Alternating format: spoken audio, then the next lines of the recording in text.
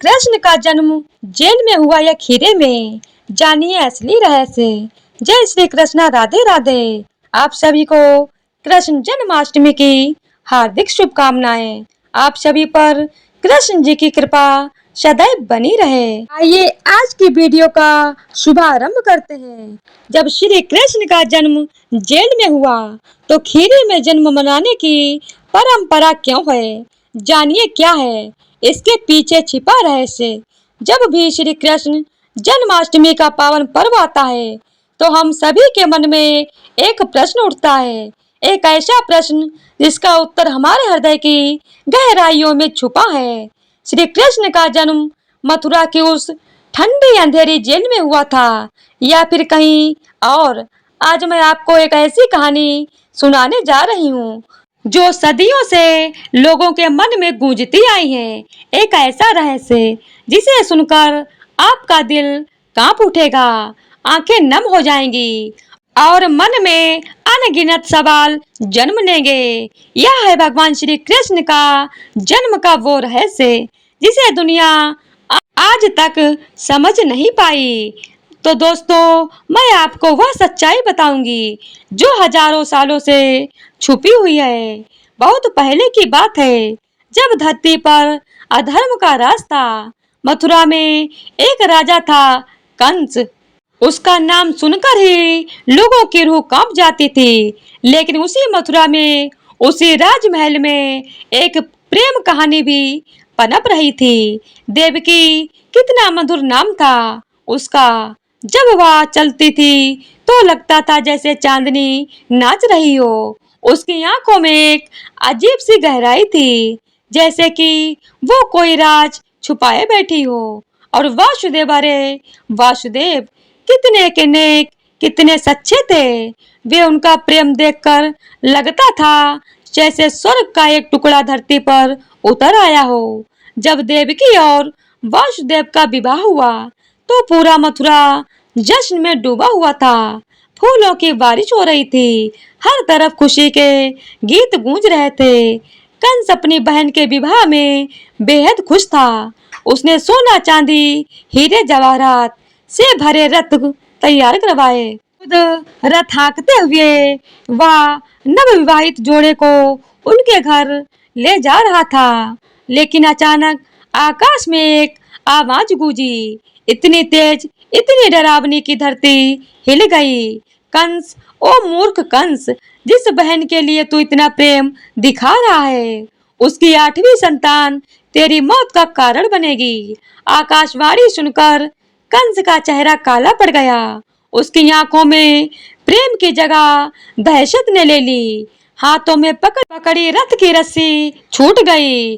देवकी को देखने का उसका नजरिया ही बदल गया। अब वो उस बहन नहीं बल्कि अपनी मौत देख रहा था। कंस चिल्लाया। उसने अपनी तलवार निकाली और देवकी के बालों को पकड़कर खींचा। मैं आज ही इस समस्या का समाधान कर देता हूँ। वासुदेव का दिल धक से रह गया। अपनी प्यारी पत्नी को इस हाल में देखकर उनकी आंखों में आंसू बहने लगे। लेकिन वह एक बुद्धिमान व्यक्ति था। उन्होंने तुरंत कंस के पैर पकड़ लिए। भाई साहब रुकिए, आप यहाँ क्या कर रहे हैं? देवकी तो अभी माँ भी नहीं बनी है। आकाशवाणी तो 8वीं संतान के बारे में कह रही है, और फिर हो सकता है वो 8वीं संतान लड़की हो। आपको डर किसी लड़के से है ना? कंस रुक गया। वास्तव की बात में दम था।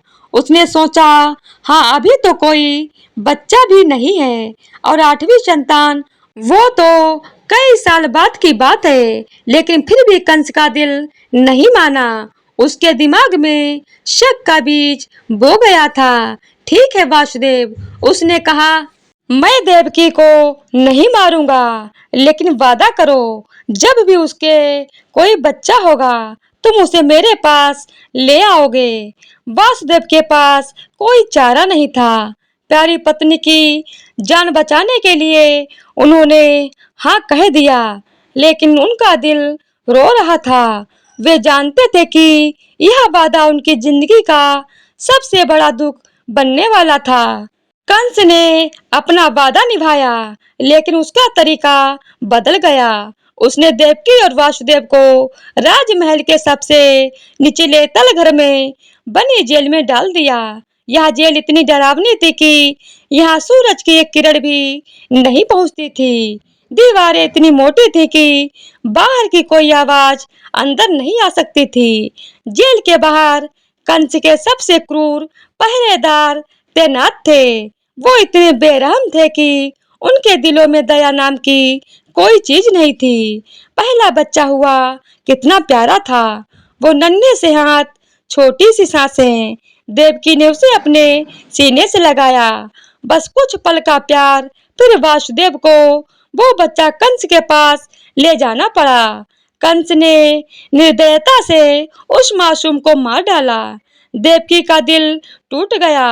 वो दिन रात रोती रहती थी, हे भगवान, मैंने क्या पाप किया है? क्यों मुझे यह सजा दे रहे हो? दूसरा बच्चा हुआ, तीसरा, चौथा, पांचवा, छठा, सातवां। हर बार यही हुआ। कंस ने हर बच्चे को मार डाला। देवकी की आंखों से आंसू सूख गए थे। वो अब सिर्फ आंखें मूंद कर भगवान से प्रार्थना करती रहती थी, हे परमात्मा, अगर तू है कहीं तो मेरी सुन। अब मैं और सह नहीं सकती। वासुदेव भी टूट चुके थे। उनके बाल सफेद हो गए थे, चेहरा सूख गया था। वो रोज रात को अपनी पत्नी को सांत्वना देते, देव की हिम्मत रखो, भगवान न्याय करता है। वो हमारे साथ इतना अन्याय नहीं होने देगा। भाद्रपद मास की कृष्ण पक्ष अष्टमी रोहिणी नक्षत्र, मध्य रात्रि का समय, मथुरा की उस कारागार में जहाँ देवकी और वासुदेव बंदी थे, एक अलौकिक मौनता छाई हुई थी। बाहर बारिश की बूंदें तेजी से गिर रही थीं, मानो प्रकृति भी इस पवित्र घड़ी का स्वागत कर रही हो। देवकी माता, उनकी पीड़ा का क्या वर्णन करूं। वासुदेव जी मौन बैठे थे, लेकिन उनकी आंखों में एक अजीब सी चमक थी। वे जानते थे कुछ अलग होने वाला था। नारद मुनि की भविष्यवाणी उनके कानों में गूंज रही थी, तुम्हारी आठवीं संतान कंस का संहार करेगी। और फिर वो क्षण आया।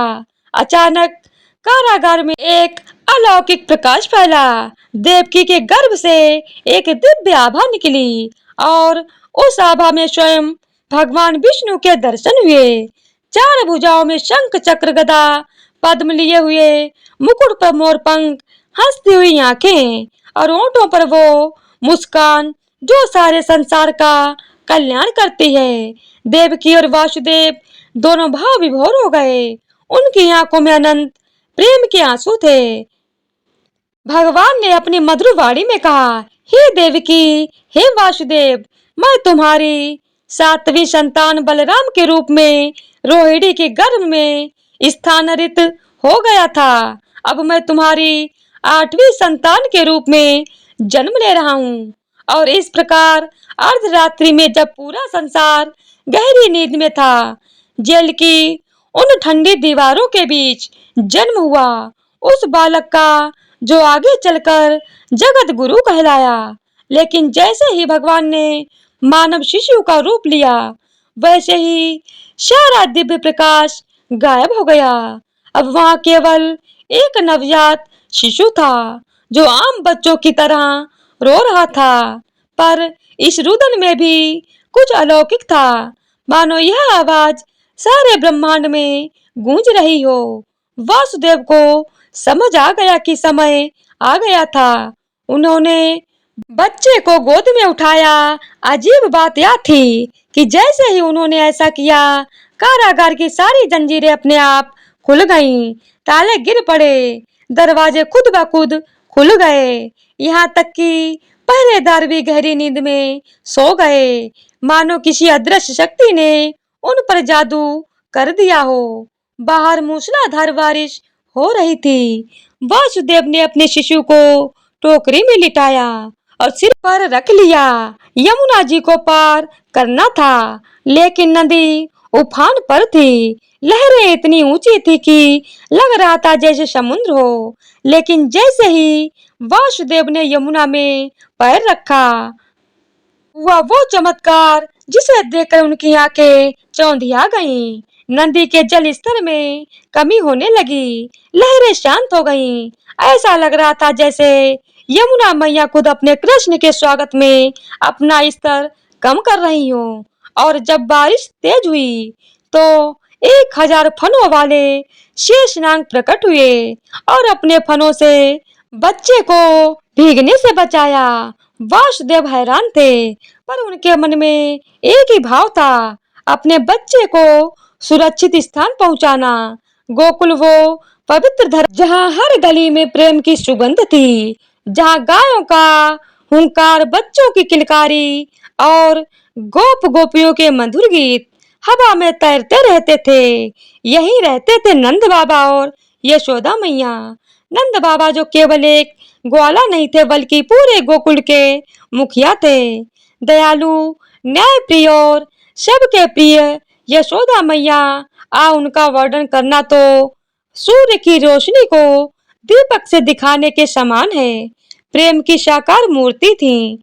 वो गोकुल की हर महिला उन्हें माँ कहकर पुकारती थी। बच्चों के लिए उनका प्रेम अथाह था, लेकिन अपनी संतान न होने का दर्द उनके मन में गहरे तक बसा था। उसी रात जब वासुदेव यमुना पार करके गोकुल पहुंच रहे थे, यशोदा मैया के गर्भ से भी एक कन्या का जन्म हुआ था। वो कन्या भी योग माया भगवान की दिव्य शक्ति का रूप थी। वासुदेव नंद बाबा के घर पहुंचे। अजीब बात यह थी कि जब वह वहां गए तो सारे पहरेदार सो रहे थे, दरवाजे खुले थे। यशोदा मैया गहरी नींद में थी। उन्होंने अपने कृष्ण को यशोदा के पास सुला दिया और उनकी नवजात कन्या को अपने साथ ले गए। जब वासुदेव वापस मथुरा पहुंचे तो फिर से वही चमत्कार हुआ। जेल के दरवाजे अपने आप बंद हो गए। जंजीरें फिर से उनके हाथ पैर में बंद हो गईं। बाहर से लगता था जैसे कुछ हुआ ही ना हो। सुबह हुई, गोकुल में यशोदा मैया की आंख खुली तो वह देखकर दंग रह गईं। उनकी गोद में एक अप्रतिम सुंदर बालक था। उसके चेहरे पर ऐसी आभा थी जैसे चांद धरती पर उतर आया हो। बड़ी बड़ी आंखें, मुस्कुराते होंठ और माथे पर वो तिलक जो प्राकृत रूप से बना था। यशोदा की आंखों में खुशी के आंसू थे। वो उस बच्चे को छाती से लगाकर रोने लगी। इतने सालों का इंतजार, इतनी प्रार्थनाएं और आखिरकार उनकी गोद भर गई थी। नंद बाबा भी जब जागे तो खुशी से पागल हो गए। उन्होंने पूरे गोकुल में जश्न का ऐलान कर दिया। ढोलक, गाने बजाने बजने लगे, मिठाइयाँ बांटी गईं, गाय खुशी में रंभाने लगीं, जैसे वह भी जान गई हो उनका कन्हैया आ गया है। वहीं मथुरा में जब कंस को पता चला कि देवकी के 8वें बच्चे का जन्म हुआ है तो वह आग बबूला हो गया। वो तुरंत कारागार पहुंचा। उसकी आंखों में खून उतर आया था। हाथ में नंगी तलवार लेकर वो चिल्लाया, कहा, है वो बच्चा जो मेरी मौत का कारण बनेगा। देवकी ने कांपते हुए वह कन्या योग माया कंस को सौंप दी। कंस ने बिना कोई देरी किए हुए उस कन्या को पत्थर पर पटकने की कोशिश की, लेकिन वो कन्या कंस के हाथ से छूटकर आकाश में उड़ गई और 8 भुजाओं वाली देवी का रूप लेकर बोली, अरे मूर्ख कंस, तेरा काल तो गोकुल में पल रहा है। तूने मुझे मारने की कोशिश की, लेकिन जो तेरी मृत्यु का कारण बनेगा वह तो सुरक्षित है। कंस का चेहरा पीला पड़ गया। उसे समझ आ गया कि उसे धोखा दिया गया है। वो क्रोध से पागल हो गया और अपने सैनिकों को आदेश दिया, जाओ मथुरा और आसपास के इलाकों में जितने भी नवजात बच्चे हों सबको मार डालो।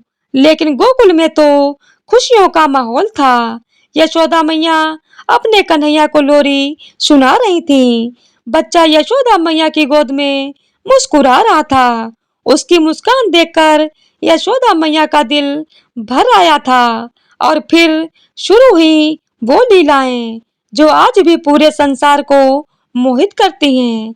जब कन्हैया भूखा होता तो गाय खुद ही उसके पास आ जाती। जब वो रोता तो बारिश रुक जाती। जब वो मुस्कुराता तो फूलों से भरी हवा चलने लगती। नंद बाबा अक्सर कहते, यशोदा, यह बच्चा कोई साधारण नहीं है, इसमें कुछ तो दिव्यता है। लेकिन यशोदा हंसकर कहती, सभी माताएं अपने बच्चे को खास समझती हैं। हमारा कन्हैया भी हमारे लिए भगवान के समान है।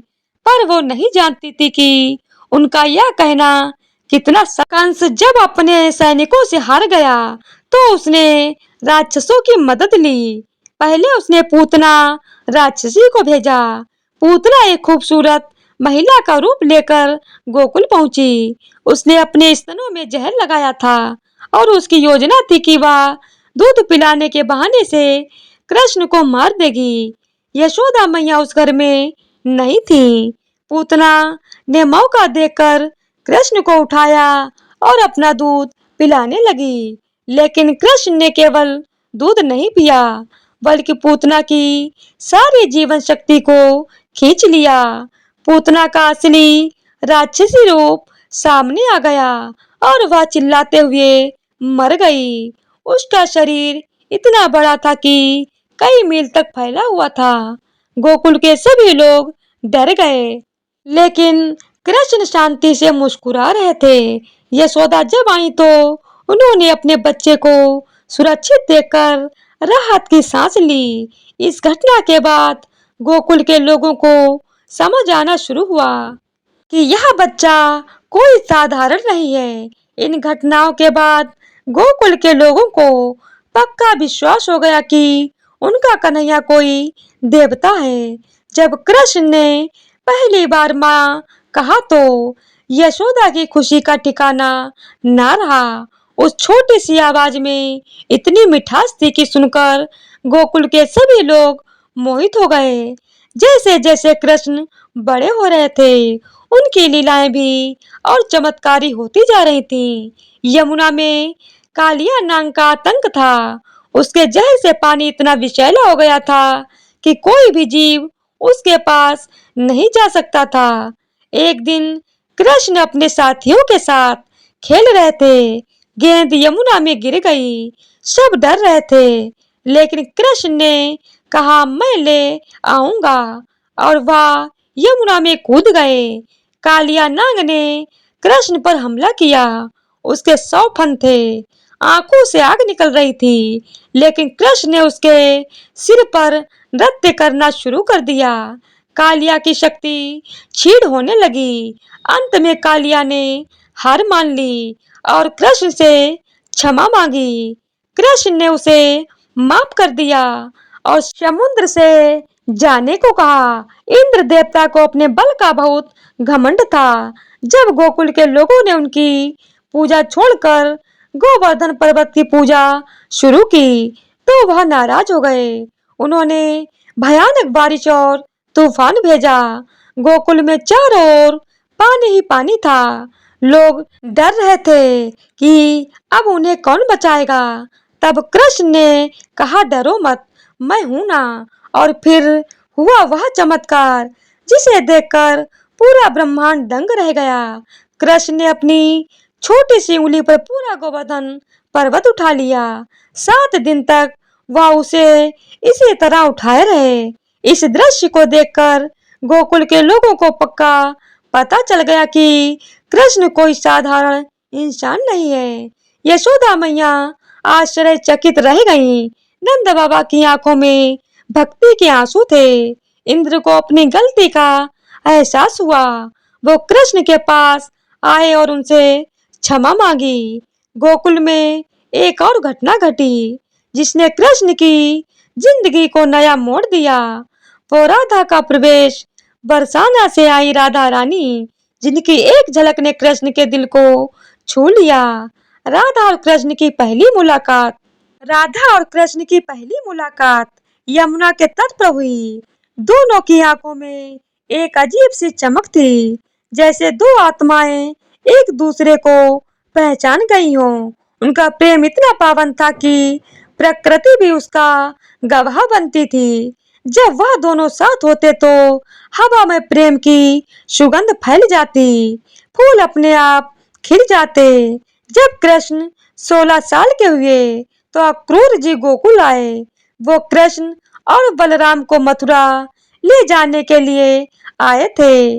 उन्होंने बताया कि कंस ने एक कुश्ती का आयोजन किया है और सभी यादव युवकों को वहां आना है।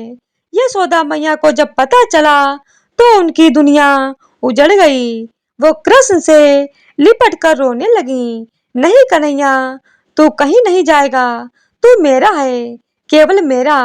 कृष्ण की आंखों में भी आंसू थे। उन्होंने यशोदा मैया से कहा, मैया मैं आपका हूँ और हमेशा रहूंगा। यह जो रिश्ता है हमारे बीच, यह कभी नहीं टूटेगा।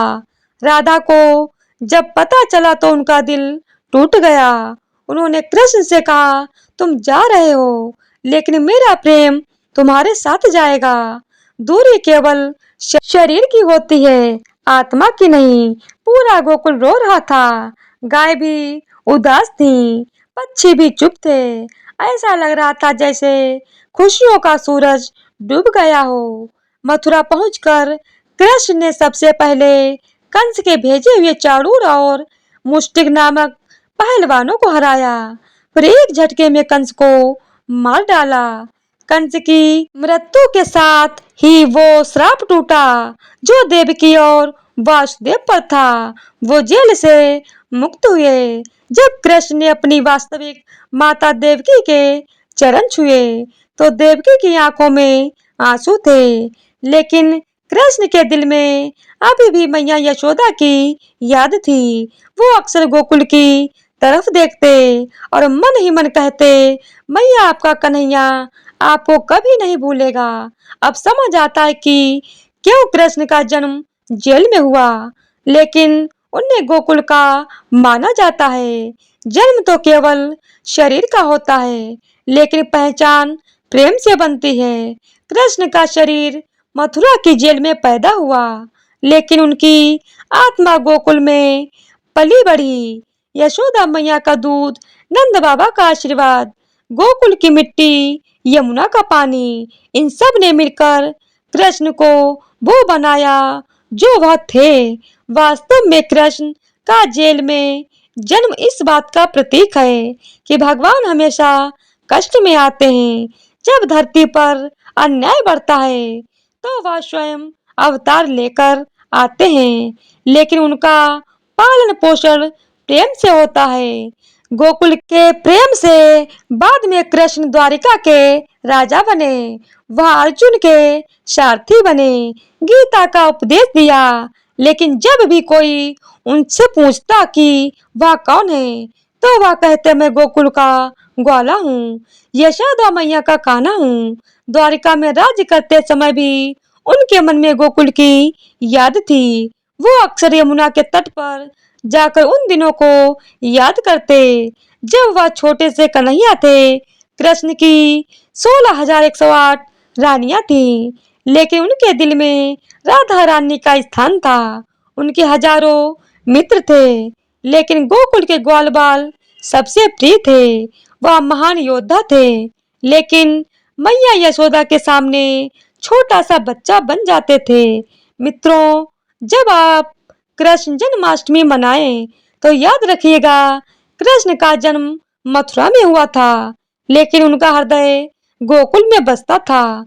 और यही कारण है कि आज भी जब हम कृष्ण को याद करते हैं तो गोकुल के कन्हैया की छवि मन में आती है। प्यारे भक्तों, हमें आशा है कि यह कथा आपके जीवन में सकारात्मक बदलाव लेकर आएगी। आपको हमारी वीडियो पसंद आई हो तो हमारे चैनल को लाइक और सब्सक्राइब करें। कमेंट बॉक्स में जय श्री कृष्णा अवश्य लिखें। धन्यवाद।